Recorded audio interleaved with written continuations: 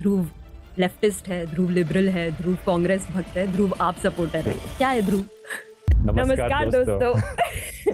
ध्रुव एक German shepherd है। कोई डिजर्व करता है वो फ्रेज तो आरएसएस वाले लोग हैं।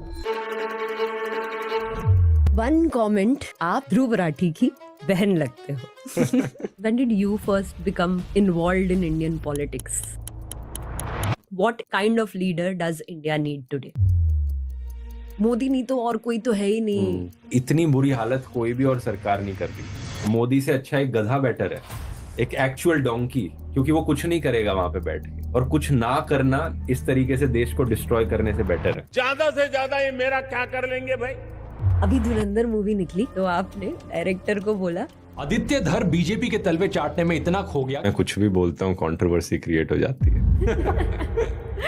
ध्रुव लेफ्टिस्ट है, ध्रुव लिबरल है, ध्रुव कांग्रेस भक्त है, ध्रुव आप सपोर्टर है। क्या है ध्रुव? वन कमेंट जो आप सब मेरी वीडियोस के नीचे लिखते हो वो है कि आप ध्रुव राठी की बहन लगते हो।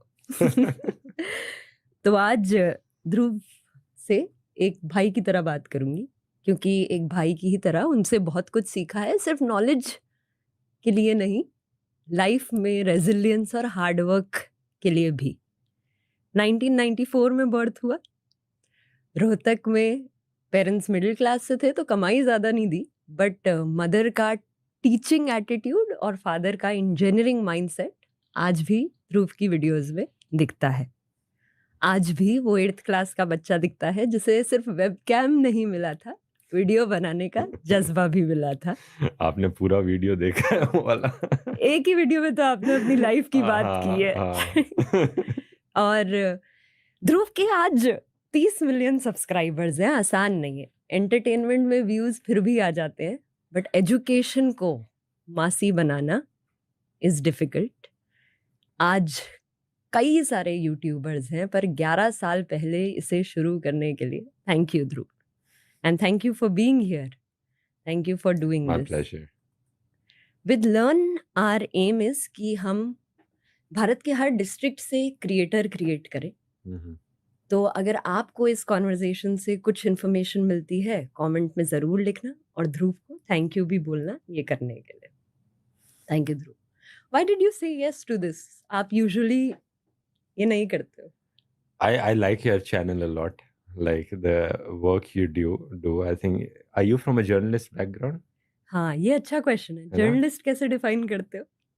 I feel like you adhere to those values first and foremost, and then you make your content. बाकी कई सारे ऐसे क्रिएटर्स हैं जो इसे सिर्फ व्यूज के पीछे भागते हैं या वो करते हैं, but you believe in some values. I can see that in your content, and you stick to them.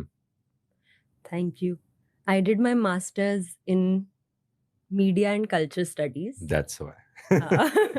That's why you're so good at it. Thank you so much, Dhruv. Dhruv, I'll begin with एक question जो सब आपसे पूछते हैं, एक थप्पा जो लोग आप पे लगाते हैं, वो है कि ध्रुव एक जर्मन शेफर्ड है। जर्मनी में बैठ के इंडिया की बातें कैसे कर सकता है? हाँ। तो क्यों जाना हुआ जर्मनी, और क्या डिस्टेंस? सवाल थोड़ा उल्टा है, बिकॉज मैं जर्मनी पहले गया था, यूट्यूब बाद में आया था। I was 17 when I moved to Germany. पढ़ाई के लिए I did my bachelor's there. I think 2-3 साल बैचलर्स करी, और उस प्रोसेस के दौरान जब मैं पढ़ाई कर रहा था तब शुरू किया था मैंने चैनल, और उसके बाद से जो भी कुछ डेवलप किया मैंने वहीं पर रह के किया था। I spoke on things I was passionate about, and the question is कि उसके बाद भी मैंने वहाँ रहना क्यों चूज किया, and this is because of my partner, I would say, because it's not a decision that I alone can take. I need to see कि यूली की क्या ख्वाहिशें हैं, उन्हें वो कहाँ पे कंफर्टेबल है, कई सारी चीजें मैटर करती हैं। तो उससे मुझे याद आया, कुछ कंट्रोवर्शियल बोलूं? बोलो। वो तो बोल ही दो। ये जैसे मुझे ये लोग काफी बार, इन्हें कुछ मिलता नहीं है मेरे खिलाफ बोलने को, तो जर्मन शेफर्ड करके मुझे बुलाते हैं ये। सबसे ज्यादा अगर कोई डिजर्व करता है वो फ्रेज तो आरएसएस वाले लोग हैं वो, क्योंकि आरएसएस की पूरी ऑर्गेनाइजेशन जर्मन्स और इटालियन से इतना ज़्यादा इंस्पायर्ड है कि आप यकीन नहीं करोगे। जो पूरी ऑर्गेनाइजेशन है, मुसोलिनी की उस वक्त एक पैरामिलिट्री ऑर्गेनाइजेशन होती थी, उनका ड्रेसिंग स्टाइल से लेकर उनकी ड्रिल्स तक सब कुछ आरएसएस वालों ने कॉपी किया है। कुछ इंडियन है ही नहीं आरएसएस के बारे में। इनकी पूरी ऑर्गेनाइजेशन, पूरी आइडियोलॉजी जर्मनी से इंस्पायर्ड है, इटली से इंस्पायर्ड है, जो उस वक्त 1930s 1920s में होते थे। तो ये सुनकर मुझे बड़ी हंसी आती है जब ये लोग मुझे कहते हैं, क्योंकि किसी दिन मैं आरएसएस पे वीडियो बनाऊंगा तो ये सब बताऊंगा डिटेल में कि एक्चुअली में अगर कोई जर्मन शेफर्ड है तो वो ये आरएसएस के लोग हैं जो हर चीज में जर्मनी से इंस्पायर्ड हैं। हिटलर से इनके गोलवल्कर ने तो अपनी किताब में खुद लिखा हुआ है कि ये हिटलर से कितना इंस्पायर्ड फील करते हैं। डू यू थिंक ये जो डिस्टेंस है, फिजिकल डिस्टेंस, वो आपको एक एम्पावरमेंट भी देता है in picking up certain topics and issues in your videos? Definitely, it's both an advantage and a disadvantage. Advantage is in the sense कि डेली प्रेशर नहीं है मेरे ऊपर, एंड अगर मैं इंडिया में रहता, आई ऑल्सो सी कि लोग कितना मुझसे मिलते हैं, मुझे हाइप अप करते हैं, it gets in your head. तो if I live far away from that, I'm disconnected from that, so I'm more grounded, I would say, and I hope to stay more humble because of that.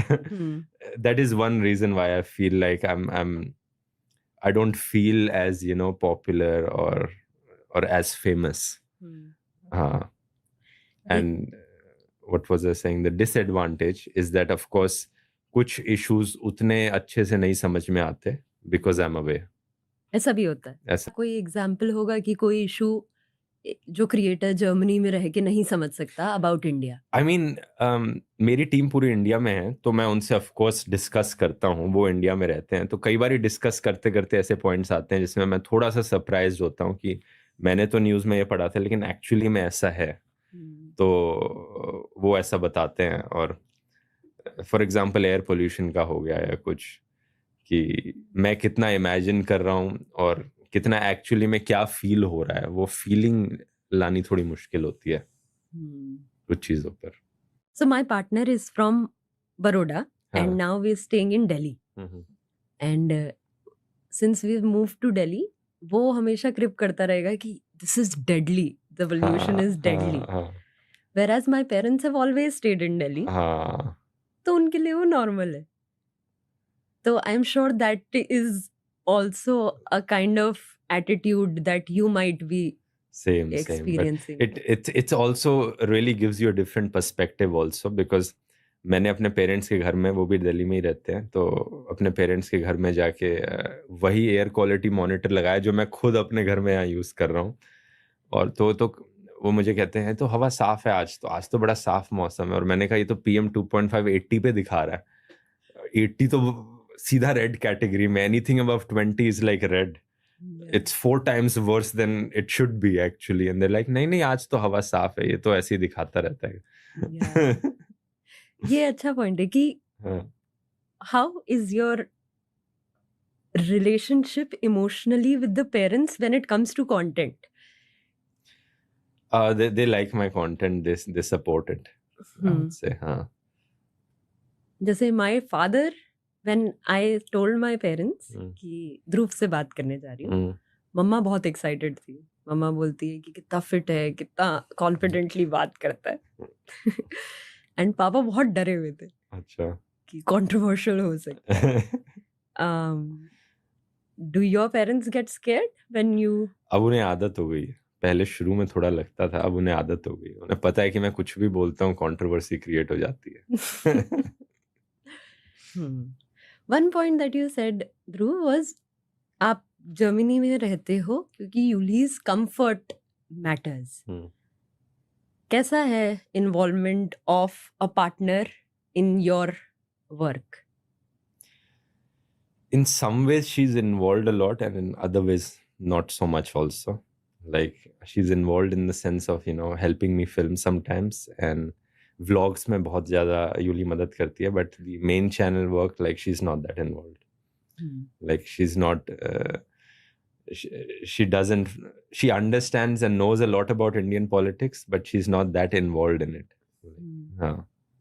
अभी धुरंधर movie निकली तो आपने उसके director को बोला कि वो बीजेपी का चाटुकार हाँ. प्रोपेगेंडिस्ट है।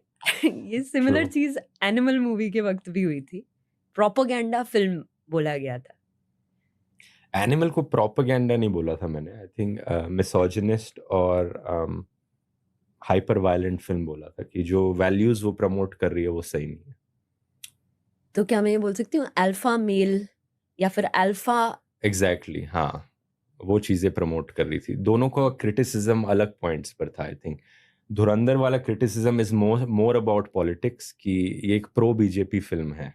बीजेपी का पॉलिटिकल स्लोगन जो है कि ये नया भारत है, घर में घुस के मारता है, किसी पॉलिटिकल पार्टी का पॉलिटिकल स्लोगन अपनी फिल्म में यूज कर लेना इस तरीके से, और पुरानी सरकारों को गद्दार दिखाना, एंटी नेशनल दिखाना, it's purely a political propaganda I would say.